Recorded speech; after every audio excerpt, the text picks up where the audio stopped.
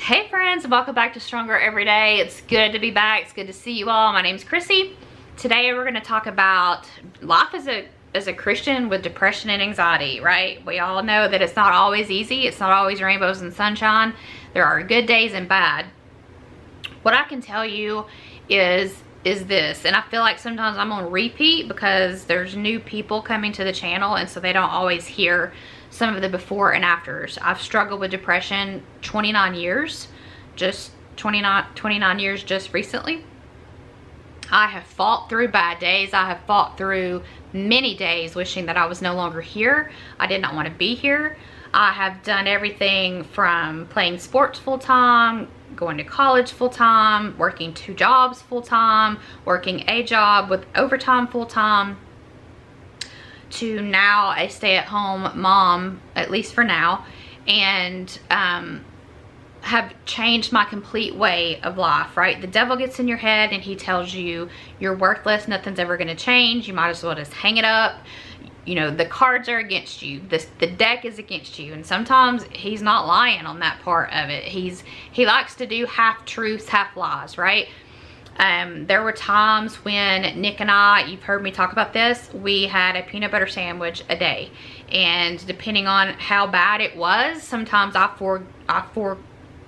went without the peanut butter sandwich because Nick's job was more strenuous and he needed it. So, and now we're at the point where I can be a stay-at-home mom. We live within our means, but there were plenty of days on my way to work and on my way home from work, I cried all the way there, and I cried all the way home. And there were days that I wished my car would run off the road. It's been a roller coaster, friends. It's been hard.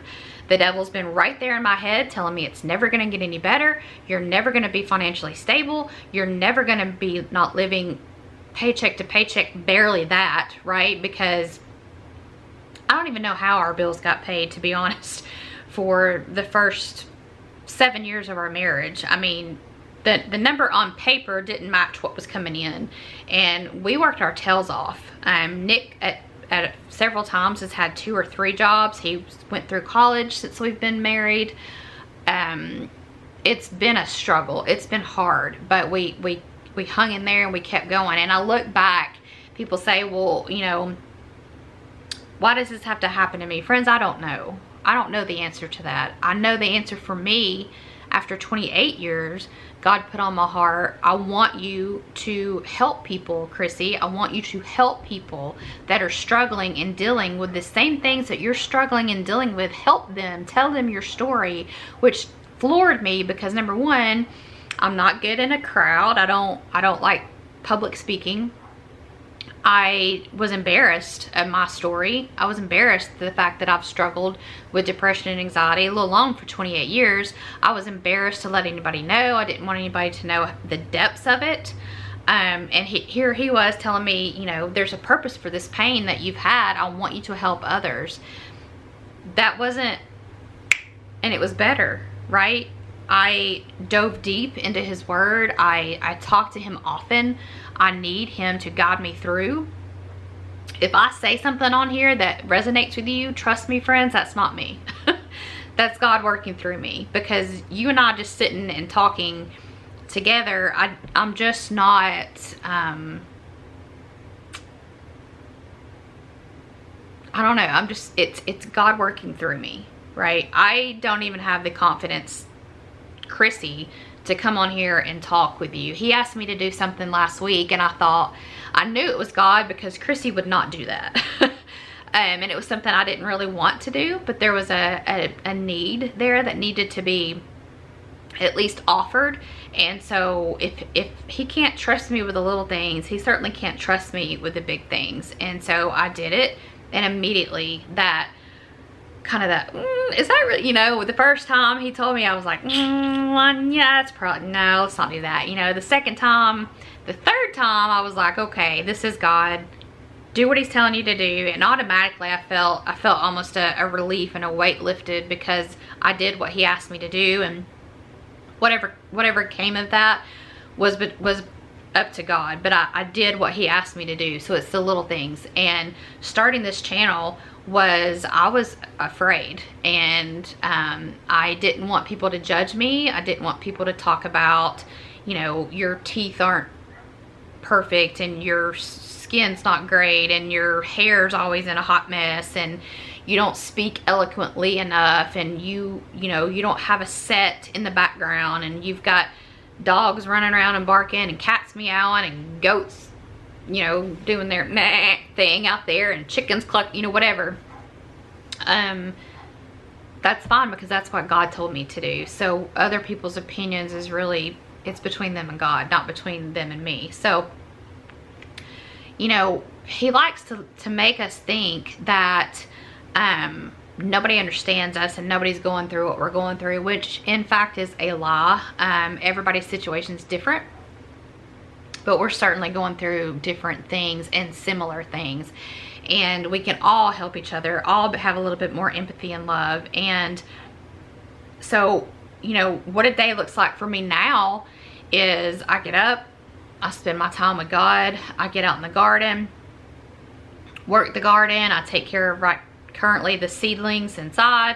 I get out and get the goats rotated. I have a day, every day a week that I mow, or if it rains, I mow the next day. The house has to be clean. When you have a herd of fur babies, you better be on the ball cleaning the house, right? Everything in our house that's washable has to be washed every week. That includes the slip covers we have on everything, the bedding, their bedding, blankets that they might lay on. All of that has to be washed. Floors have to be swept, mopped, bathrooms have to be cleaned, kitchen has to be done, supper needs to be cooked. We try to eat in as much as possible because it's just better quality food. We try to eat as clean as possible and as organic as possible. Can we afford all organic? No. We do our best. We do what we can. Even when we were eating peanut butter sandwiches, was that the best nutrition for us? No. We were doing what we could, right?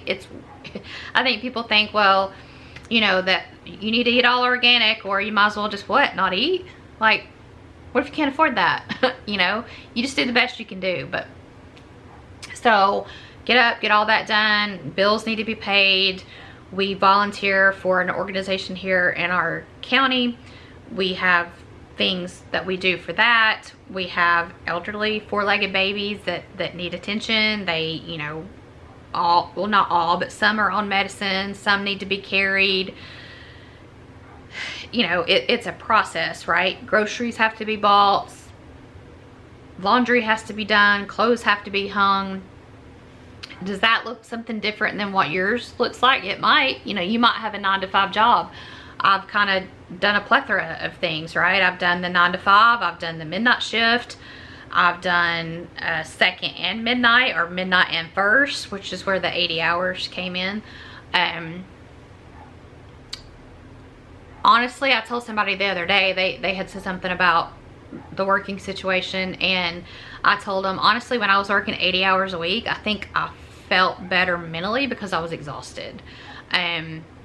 When you're working 80 hours a week, then you've got 8 hours to sleep, drive to and from, and do anything else you might be doing. And I was working 6 or 7 days a week at that. So it was almost like I was numb during that time, and which wasn't good. It's never good to push your body to that extreme. We were short-staffed, and you just kind of had to pitch in and help. But I almost think I felt better during that portion because I was numb. Like, I mean, you know, I was at work 16 hours, and then I drove to and from, showered, slept a little bit, and got up and went back to it. So it almost helped me a little bit, I think, when I was working that much. And I don't recommend that, but full transparency, I felt not better, I just felt numb. You know, working 40 hours a week, you know, I've done that, and everything in between. So we all have different backgrounds, we all have different stories, right? It's our story. I talk about a lot when I'll post something on Facebook that I'm praying for somebody. I don't name them by name. I don't talk about them by name on my channel. One, it's my Facebook page and it's my channel, so it's my story. but their story is theirs to tell. But I will ask for prayer, and it seems like right now there's something good's got to be coming, y'all. Something absolutely fabulous has to be coming, because the devil is trying so hard. There's at least 9 people, 10, 11, 12, 13, counting the kids that I pray every night for my kids, but the 4 by name. 9 people that we're actively praying for that are going through some stuff, and I mean hard things. And you know, I've heard people say, why would this happen to that person? You know, why are they struggling with that? That's not fair. That's not a right judgment that happened on, you know, say an insurance company. I don't know why, but looking at it, something good has to be coming for the devil to be working so hard to make sure that he can try to ruin people's days, right? And I told a buddy of mine, when you're struggling with depression and anxiety, schizophrenia, PTSD, any mental illness, you struggle to see any good, because all that's in your mind is the bad and the crap and the stress and the load of living. And when you're in the depths of it, you don't see any good at all, right? Like you're just trying to breathe. You're just trying to stay alive for another minute, and then another minute, and then another minute, and then another day, and then help me get to work the next day, right? Sometimes before you get in that depth, or before you get all the way down there, or on your way up, or when you're level, you can actually look and see at the good things. Taking a cancer diagnosis, hopefully, you know, let's say it gets caught at stage 1 or stage 2. Be thankful that it got caught at stage 1 or stage 2. What's the good in a cancer diagnosis? Look at it that way. It's a good thing that it got caught earlier than it was. Once, you know, if it's a situation where, you know, you're in the hospital recovering from surgery for said procedure, look at the good, right? Because there's a lot of bad. You're in a hospital. You probably have an IV, which if you're like me, I hate having an IV.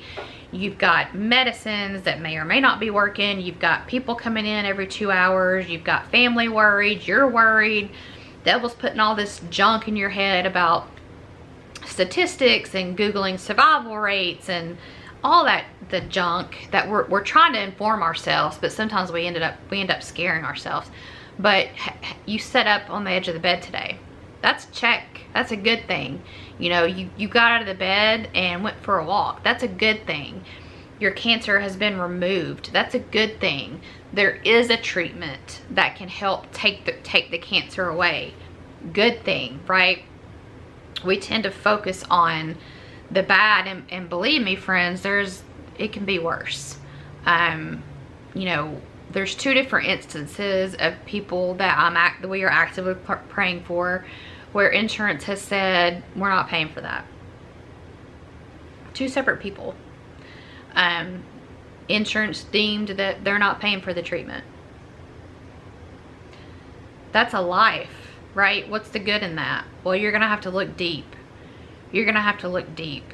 Are you still able to get out? Are you still able to work? Are you still able to enjoy life? Those are all good things. Does God work miracles? Yeah. And even if he calls you home, he's going to be the first thing that you see when you open your eyes. I don't want to die. I am looking forward to going to heaven. And that says a lot for me to say I don't want to die, those 5 words, because many a times it's been something completely different from that. And it didn't come because I snapped my fingers or I did some magical thing that made it work. It came because I decided to hit it from all sides. Friends, a lot of the times this medicine that they put us on, you've got about 30% 30% of the 100% of you that needs to feel better is going to be from the medicine. My own doctor has told me that. The rest of it's going to come from other things. For me, it's been my relationship with God. It's been reading the Bible, studying the Bible. It brings me peace and clarity. If it doesn't do anything else for you, it brings peace and clarity. It gets your mind focused. I've changed my diet. I've changed the amount of caffeine that I intake. I've changed my priorities. I've changed certain vitamins that my doctor and I have talked about, and went with vitamins that can help. I have kind of hit it from all angles. I was, up until the last couple months, talking to a therapist. Instead of, well, I went to the doctor and they put me on some medicine, it's not working, so it's going to be like this forever. Keep going, right? Well, I went to a doctor that put me on some medicine, and I talked to a therapist, and it's still not working. Keep going. Is this easy? No, guys. I have been right there. I have been right there, and I want to roll my eyes every time someone says, you know, keep going, you're stronger than this, you've got this, you're better than this, and the whole time I'm thinking, you're crazy. Like, I can't do this. I can't do this anymore. And that's what the devil gets in your head and wants you to believe. And in fact, you can. And I've said this before, people with mental illness are some of the strongest people I've ever come in contact with, because you fight every day to stay alive.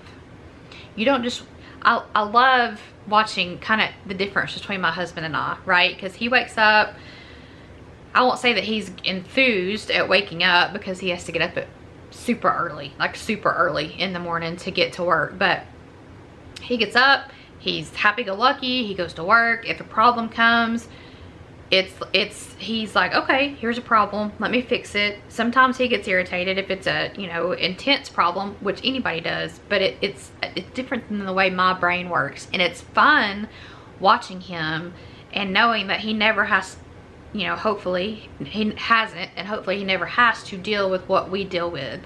I'm happy for him. I'm proud that he doesn't have to do that. It amazes me to see how people react to certain things, because it's a lot of times different than me.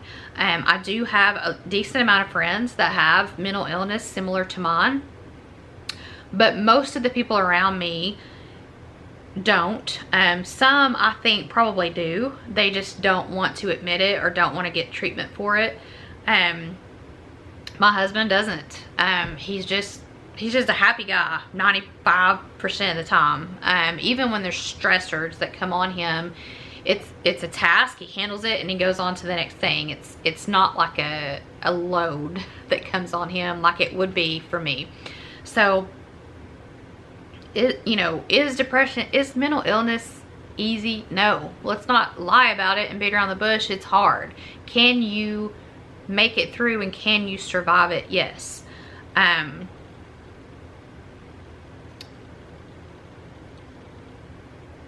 Things sometimes, there was a family, I'm trying to think how to phrase this. There was a family who preached the word, and their son committed suicide. It's been a while ago, and their son loved the Lord, and he basically, the disease won, right? And if you talk to anyone that knew him, he was in love with God. He loved God. He loved everything about God. He reached out to others that were struggling. He reached out to people that were maybe nobody else would reach out to, people that were kind of alone or by themselves. He just had a heart and a passion and a love for God. And for whatever reason, like so many of us, God did not lift and heal the depression. And where do you go from there, right? Where do you go when it's hard and when God's not lifting it? And after 29 years, the only thing I can tell you is, if you've struggled with it for any period of time, you know better days are coming. And what I used to say was, yes, I know better days are coming, but I also know that these times are coming back, and I stopped speaking that into my life. I stopped with good days are coming. It's a battle in my brain to stop speaking negatively about myself, and we all struggle sometimes with that. And it's you know, it's amazing how much we talk bad about ourselves and trash talk ourselves. We would never say that to another living soul the way we talk about ourselves. I can tell you for sure, for me, I would never tell someone the things that I tell myself in my mind. And you just go day by day. That's all I can really say about it. You just put one foot in front of the other day by day. You give yourself grace when you need grace. If you need to take a day off, take a day off. If you can't afford that, I've said this before, go outside at lunch and get some fresh air. Go in a room. I used to crawl when I worked midnight shift. We had it was a little office that was always open. It was kind of like during day shift, it would be like where they would kind of like greet people that were walking in. And it was always open at night, but it was just a small little room, like a bathroom sized room. And I would go in there by myself and crawl under the desk and just start talking to God.